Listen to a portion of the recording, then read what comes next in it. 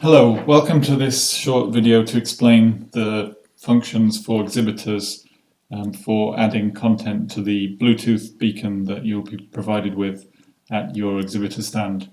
My name is Hugh Sullivan. I'm with Electric Bench, technology partner for Darkroom Exhibition. So you will have been sent an email with your username and password, and also accompanying this video is a short explanation of how to get to this backend web portal. You enter in your username, as I've done myself there, and you also add your password. Click on login, and then you come to the dashboard for the backend portal. You can see this is a standard backend system for both administrators and exhibitors. So you can see an overview of the number of attendees and where they're coming from. You can also enter the event management, user management, reporting and booking sections, but you'll be able to only view these. You won't be able to edit, add or delete to these sections.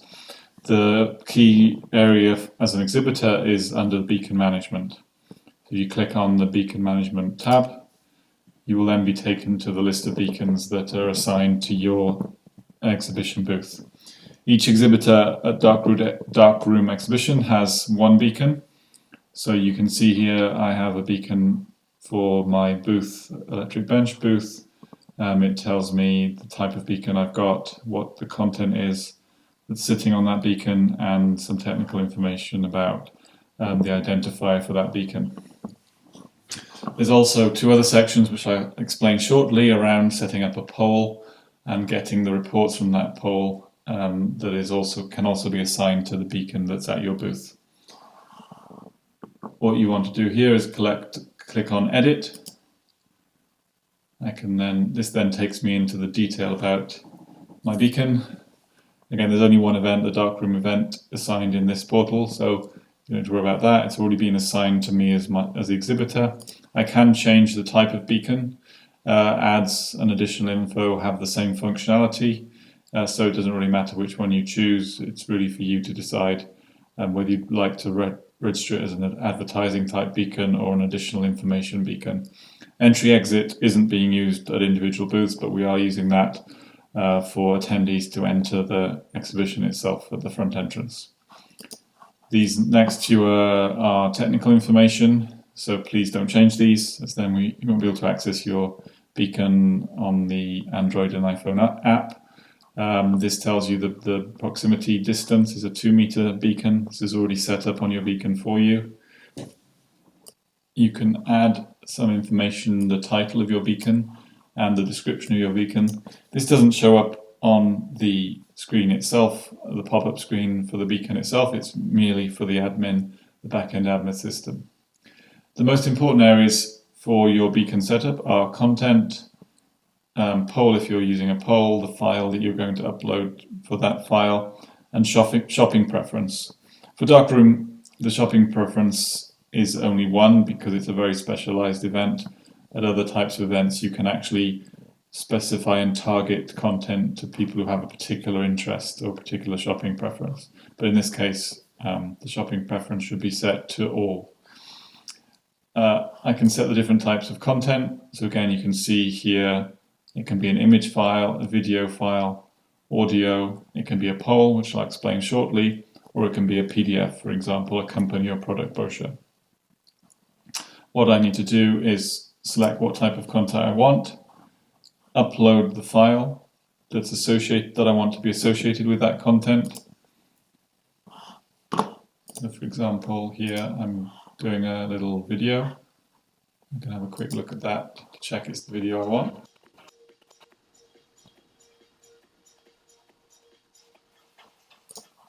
And then I can open that, and it's now shown as assigned to the beacon. I need to click save for this content to be then uploaded into the system and allocated to that beacon. You can see on the bottom left there it's uploading. Once it's got to 100%, it will then go back to the beacon list.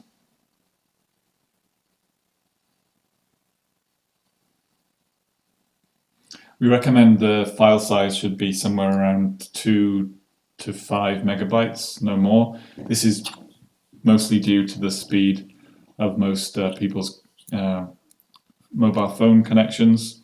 So if you put too large a file, it'll take a while for the content to be downloaded to the attendee's smartphone before it will pop up. So you don't want to have it's too large a file, because this will slow down the response of the beacon proximity. So now I've set up that beacon. When you get to your booth before the event, there will be a beacon waiting for you, pre-programmed, and the content you've assigned will then show up when the app, the darkroom app, is active. Bluetooth connection is enabled by the attendees, and then that will pop up. If you want to do a poll instead of having pop-up content, you can click on Poll Manager. I've already set up one test poll here. It's about my favorite color. And you can see I've got different answers. When an attendee gets near this type of beacon, this question set will pop up and they'll be able to choose one of these 5 options, which is then recorded by the system, and you'll be able to see that in the poll report, which I'll show you in a second. I can add as many different types of polls as I want by clicking on the plus button over here. I can give the poll a title, set the question, and then add the options for the answer to that question.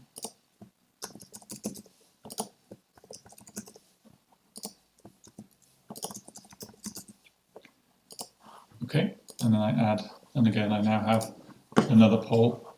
Go back into Poll Manager, I can see that second poll has been set up.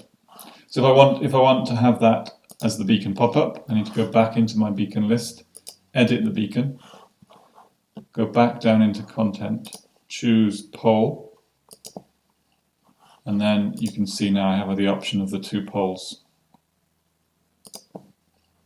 and then save. Obviously there's no file associated with a poll, so you don't need to upload a file. It takes the poll question set and puts that into the beacon pop-up. Once the exhibition is live and there's attendees entering data for your poll, you can then see that data in poll report. So I can look at the different polls that I've set up, and then go to poll report, and then there'll be data shown here in the form of a pie chart. Obviously now there's no attendees, so you don't see that. I can then print that out to a PDF, or I can export it to an Excel file to manipulate further. One thing to remember is the beacon allocation of content remains live while the user has their app open. So if you do change the content on a beacon, it does take a few minutes to update, and you can speed that up by closing and reopening the attendee's app.